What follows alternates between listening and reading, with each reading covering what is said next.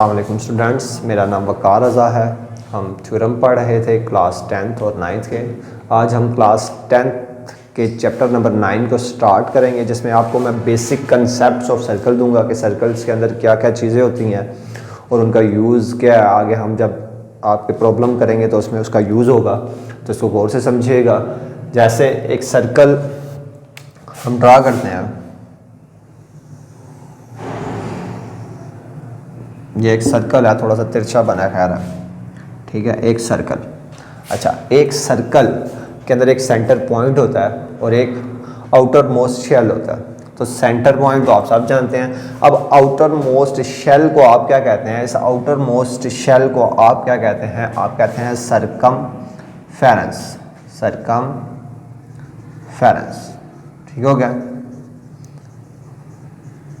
इस outer most, ये MCQs में भी पूछा जा सकता है कि outermost shell of the circle is called, तो क्या हो सकता है वो, उसको आप क्या कहेंगे? वो क्या है? सरकमफेरेंस, ठीक हो गया। इसके बाद हम आगे बढ़ते हैं, तो आगे इसके बाद हमारा जो सेंटर पॉइंट से लेकर सरकमफेरेंस तक का डिस्टेंस होता है, इसको आप क्या बोलते हैं? रेडियस। तो क्या बोला जाता है? रेडियस, ठीक हो गया। सेंटर पॉइंट से लेकर सरकमफेरेंस तक के डिस्टेंस को क्या कहते हैं? रेडियस। एक सर्कल के अंदर बहुत से रेडियस हो सकते हैं। जैसे मैं एक रेडियस और ड्रा करता हूँ यहाँ पर, ठीक हो गया। इसी तरह मैं एक रेडियस यहाँ पर ड्रा कर देता हूँ। तो ये बात याद रखेगा कि एक सर्कल के अंदर आप जितने मर्जी रेडियस ले लें, उन सब का डिस्टेंस आपस में क्या होता है? इक्वल। यानी एग्जाम्पल के तौर पर मैं कहता हूँ इसका डिस्टेंस जो है वो कितना है? 5 सेंटीमीटर, ठीक है। तो 100% श्योर है कि इसका डिस्टेंस भी कितना होगा? 5 सेंटीमीटर। और 100% श्योर है कि इसका डिस्टेंस भी कितना होगा?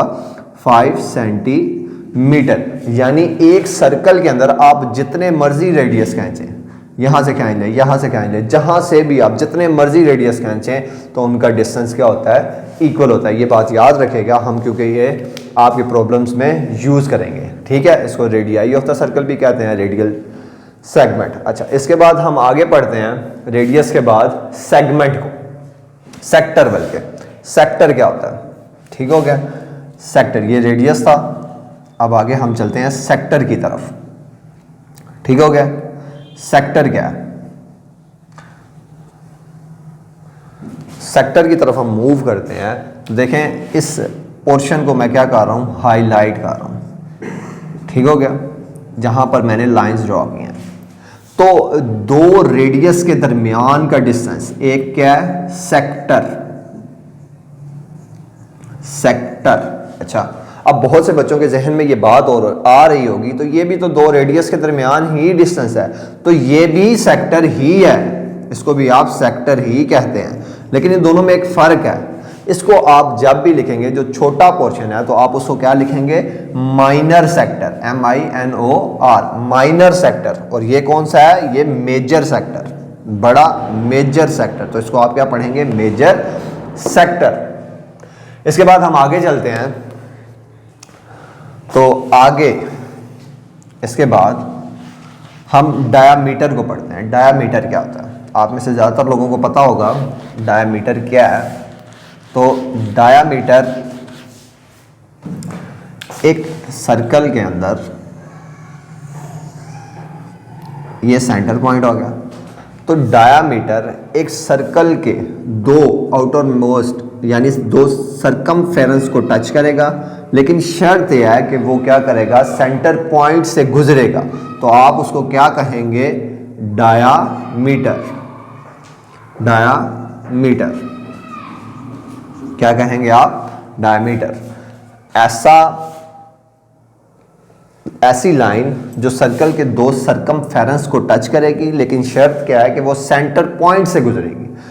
यहां से गुजरे, यहां से गुजरे, यहां से गुजरे, लेकिन गुजरेगी कहां से? सेंटर पॉइंट से। तो उसको आप उसका क्या कहेंगे? वो क्या है? इस सर्कल का डायमीटर, ठीक है। इसके बाद साथ ही हम आगे मूव करते हैं। कोड। कोड क्या होता है? तो एक सर्कल के अंदर आप किसी भी दो पॉइंट को आपस में, सरकमफेरेंस के दो पॉइंट्स को आपस में क्या करें? ज्वाइन करेंगे। यानी सर्कल के अंदर से दो सरकमफेरेंस पर कोई पॉइंट टच हो रहे हैं, तो ये इसका क्या है, ये इसका कोड है। अच्छा, अब ये भी तो दो सरकमफेरेंस को आपस में टच कर रहा है।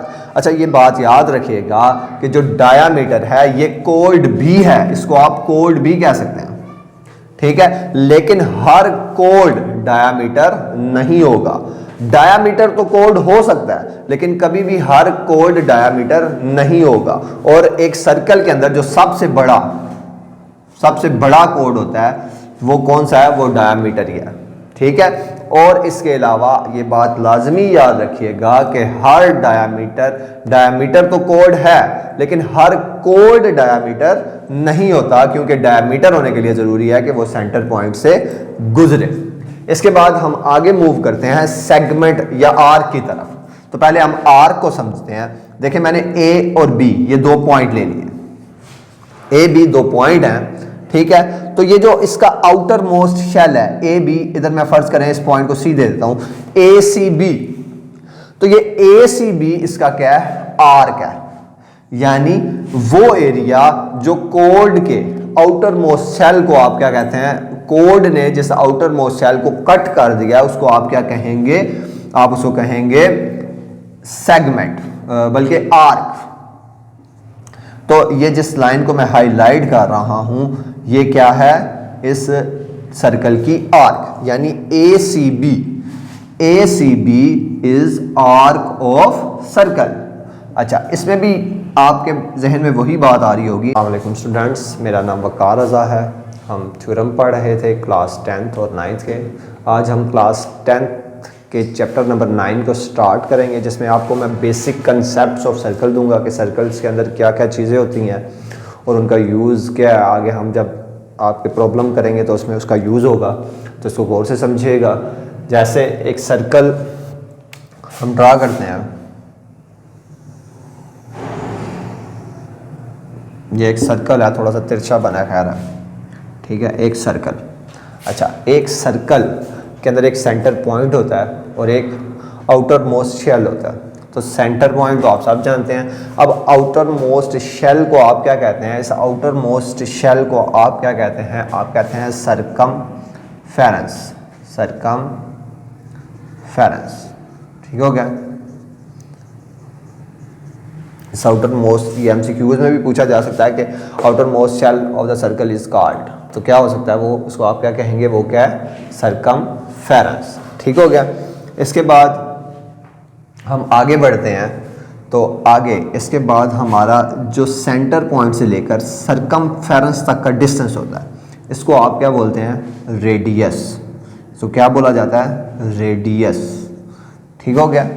सेंटर पॉइंट से लेकर सरकमफेरेंस तक के डिस्टेंस को क्या कहते हैं, रेडियस। एक सर्कल के अंदर बहुत से रेडियस हो सकते हैं, जैसे मैं एक रेडियस और ड्रा करता हूँ यहाँ पर, ठीक हो गया। इसी तरह मैं एक रेडियस यहाँ पर ड्रा कर देता हूँ। तो ये बात याद रखेगा कि एक सर्कल के अंदर आप जितने मर्जी रेडियस ले लें, उन सब का डिस्टेंस आपस में क्या होता है, इक्वल। यानी एग्जाम्पल के तौर पर मैं कहता हूँ इसका डिस्टेंस जो है वो कितना है, 5 सेंटीमीटर, ठीक है।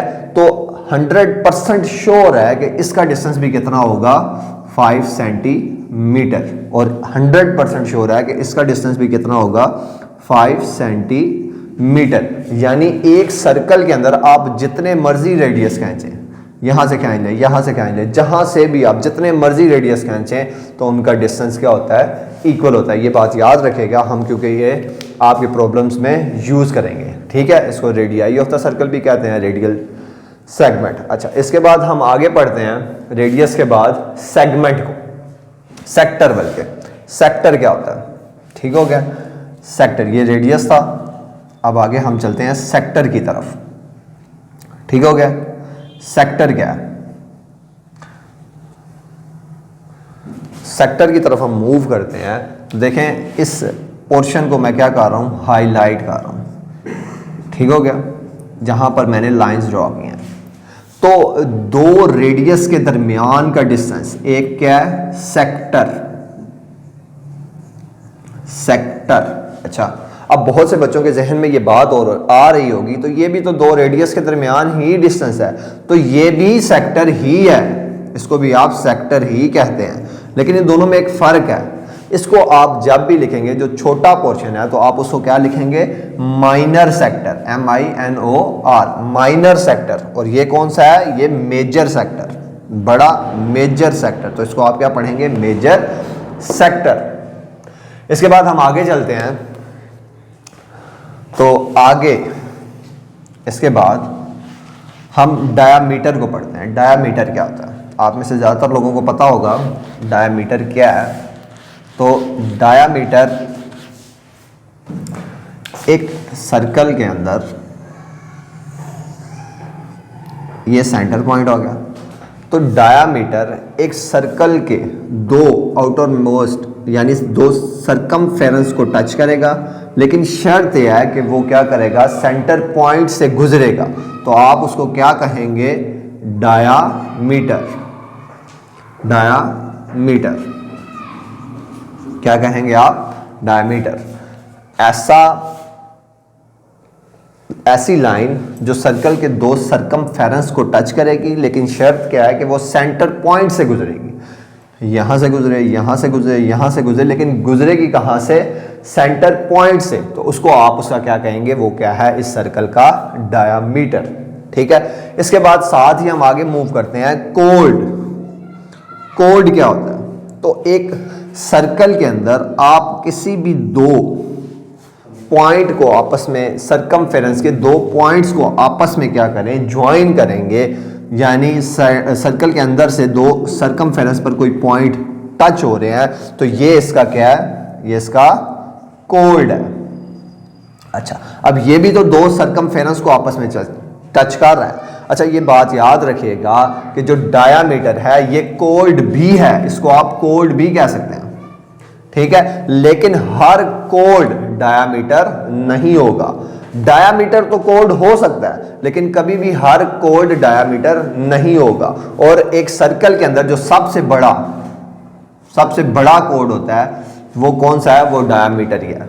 ठीक है। और इसके अलावा ये बात लाजमी याद रखिएगा कि हर डायामीटर तो कोड है, लेकिन हर कोड डायामीटर नहीं होता, क्योंकि डायामीटर होने के लिए जरूरी है कि वो सेंटर पॉइंट से गुजरे।